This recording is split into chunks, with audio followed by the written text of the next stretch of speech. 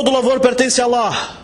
A Ele pedimos proteção, porque quem Allah encaminhar jamais será desviado, e quem desviar jamais será orientado. Testemunhamos que não há divindade que mereça adoração, exceto Allah, o único todo-poderoso. Como testemunhamos que Muhammad é o seu servo e seu mensageiro, o enviado de Allah para toda a humanidade. Que a paz e as bênçãos estejam sobre ele, seus familiares, seus seguidores e quem seguir a sua guia até o dia do final. Irmãos e irmãs muçulmanas, tememos Allah como deve ser temido. E devemos saber que quem confia em Allah, Allah é suficiente para ele. Meus irmãos, saibam que a pior das injustiças e a mais falsa das calúnias é atribuir o Islã, dizer que o Islã é a religião do terrorismo, é a religião do extremismo, é a religião do radicalismo, é a religião que não é de Deus.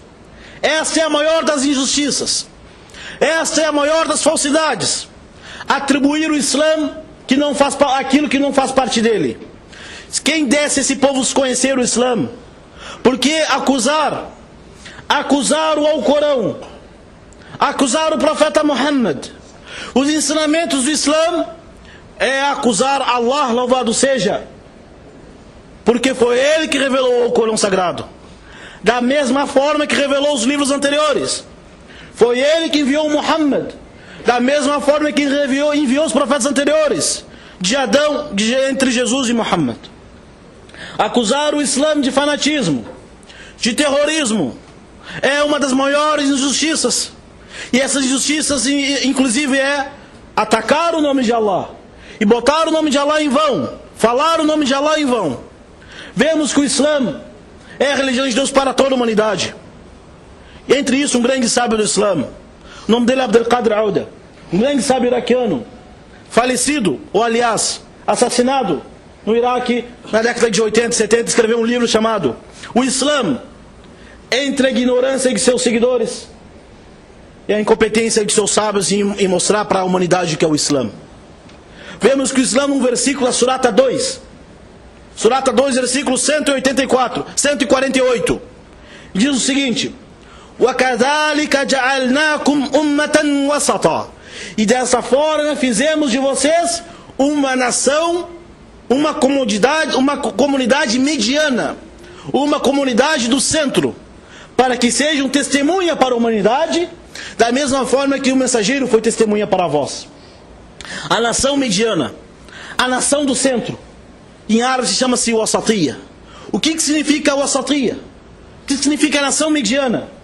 Essa nação do centro, a qual Allah qualificou essa comunidade muçulmana, não é prescrita pelos humanos. Não são os humanos que escolhem o que é Wasat e o que é não Wasat. Não, nem também são declarações políticas. E nem os sábios do Islã que escolhem. E nem os políticos do Islã. E nem os homens que escolhem. Isto é a revelação de Deus. E fizemos de vós uma nação do centro. O que é essa nação do centro? Vemos que o Islã, no seu todo, em sua mensagem, em sua crença, em sua legislação, em suas proibições, em suas ordens, ummatan wasata. É a nação mediana, a nação do centro, a nação do equilíbrio. Vemos esses exemplos de nação do centro, de nação do equilíbrio na crença islâmica, na prática do Islã, na divulgação do Islã e na mensagem do Islã em todo. Vemos, por exemplo, na crença, que os sábios disseram o que significa ummatan wasata. Disse Ibn Kathir, rahimahullah, um grande célebre intérprete do Alcorão, dizendo: Huwa al-wadi bayna al-jabalayn wal-huda bayna ad-dalalatayn. É o vale entre dois montes e a guia entre dois desvios. Vemos os pilares da fé. Todas as nações acreditam em Deus da sua forma, exceto a nação do Islã, os muçulmanos que acreditam em Deus na forma que Ele revelou. Vemos que outras religiões deram atributos humanos ao Criador. Os judeus, os Yahud, no Alcorão fala, chamaram Allah de avaro. Inna Allahu faqirun wa nahnu aghniya. Hasha lillah. Disseram, Allah é pobre e nós somos ricos. Disseram que Allah cansou. Wa ma massana min lughub. Tafsir, a explicação do versículo, que eles chamaram que Deus cansou. Disseram que Deus dormia. E disseram que Deus era incapaz de fazer algumas coisas. Deram atributos humanos ao Criador.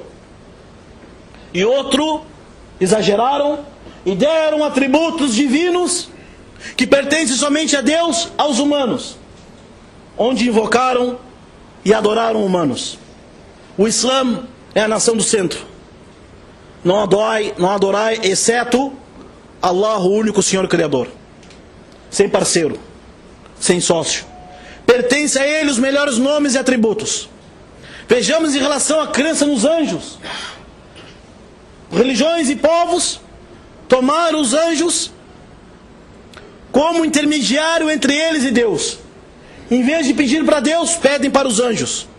E inventaram e desenharam a imagem dos anjos. Inventaram a crença, anjo da guarda. E pedem, ó anjo da guarda, me protege. Em vez de pedir direto para Deus. E outra nação disseram que o anjo Gabriel é inimigo deles. Vemos em relação aos livros. Os muçulmanos, na fé em Deus e na fé nos anjos, acreditamos que os anjos são criaturas de Deus.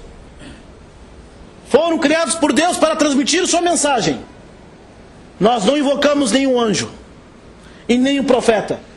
Não dizemos ao anjo da guarda nos proteja, mas pedimos, ó Allah, me proteja. E se Allah quiser nos proteger, vai enviar um anjo ou o que Ele quiser. Em relação aos livros revelados, alguns povos adulteraram os livros. Adulteraram os livros e mudaram os versículos. Outros povos negaram os livros. Quanto à nação do Islã, acredita em tudo que foi revelado a Moisés. E acreditam em tudo que foi revelado a Abraão. E acreditam em tudo que foi revelado a Adão. E acreditam em tudo que foi revelado a Jesus. E acreditamos em tudo que foi revelado a Muhammad. Essa é a nação do centro. Em relação aos mensageiros, Qawmun kadhabu ar-rusul wa qataluhum. Há povo que desmentiu os mensageiros a ponto de assassinar eles. Disse o profeta Muhammad, Inna bani Israel, que os filhos de Israel assassinaram 300 profetas. 300 profetas. E o Corão é testemunha. E o Antigo Testamento testemunha o que o profeta Moisés sofreu e passou com eles. Povos perseguiram os profetas, desmentiram eles, perseguiram eles. E outro povo entrou no extremismo, idolatraram eles, cultuaram eles e botaram eles divindade junto a Deus.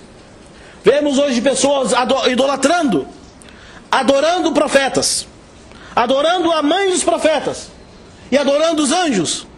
E vemos do outro lado as pessoas renegando os profetas, perseguindo e matando eles. Em relação à recompensa no juízo final, no paraíso e inferno, certos povos dizem: وَقَالُوا لَنْ تَمَسَّنَا النَّارُ إِلَّا أَيَّامٍ مَعْدُودَاتٍ. Outros disseram: o fogo só vai nos atingir alguns dias, depois vamos estar livres.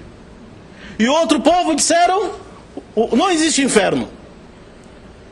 O Islã, como a nação do centro, ensinou os muçulmanos a acreditarem que o inferno é o castigo de Deus para todas aquelas pessoas que não seguirem seus mandamentos.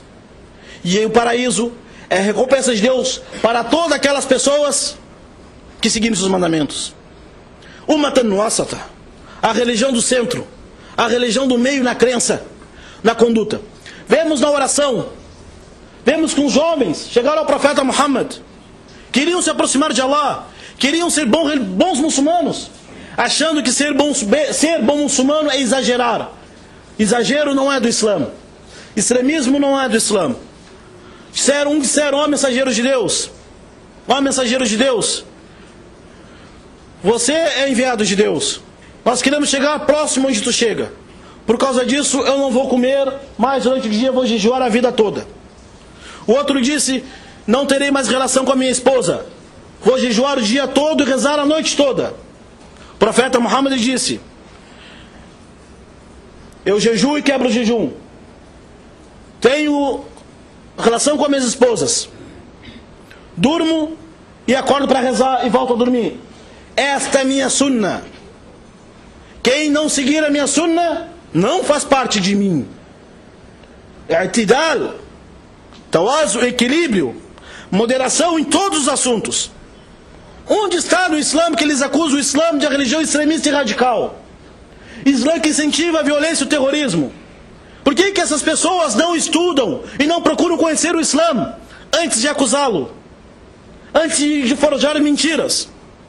E nós falamos na semana passada sobre o crime que aconteceu no Rio de Janeiro, que alguns canais de televisão acusaram, associaram o Islã com aquele crime lá em Realengo. O Islã está isento disso. Assim como nós mencionamos ontem, na semana passada, temos também a humildade e o compromisso de mencionar também que na semana ontem, aquele coronel da brigada, aquele coronel da Polícia Militar do Rio de Janeiro, reconheceu que o Islã não tem nada a ver com esse tipo de violência. Inclusive mencionando um versículo do Corão, onde fala que os filhos são um ornamento da vida terrena. Se as pessoas conhecerem o Islã, aprenderam o Islã e verem que o Islã é o wasatiyya, é o meio termo. O Islã é a tolerância. O Islã é o equilíbrio entre o espírito e a vida terrena. Vemos por último o exemplo do profeta Muhammad, dando o exemplo de moderação para todos os muçulmanos. Eu termino com isso a história de um dos companheiros do profeta Muhammad, chamado Abu Darda. Esse Abu Dar, esse companheiro do profeta, ele jurou que iria jejuar para sempre. Salman al-Farisi, o persa, foi até sua casa almoçar com ele. Quando foi almoçar com o seu irmão muçulmano, o dono da casa se negou em se alimentar. Perguntou: por que tu não vai comer? Eu estou de jejum. Estou de jejum. Então vamos jantar. Quando foram jantaram e foram dormir, ele levantou e quis rezar a noite inteira.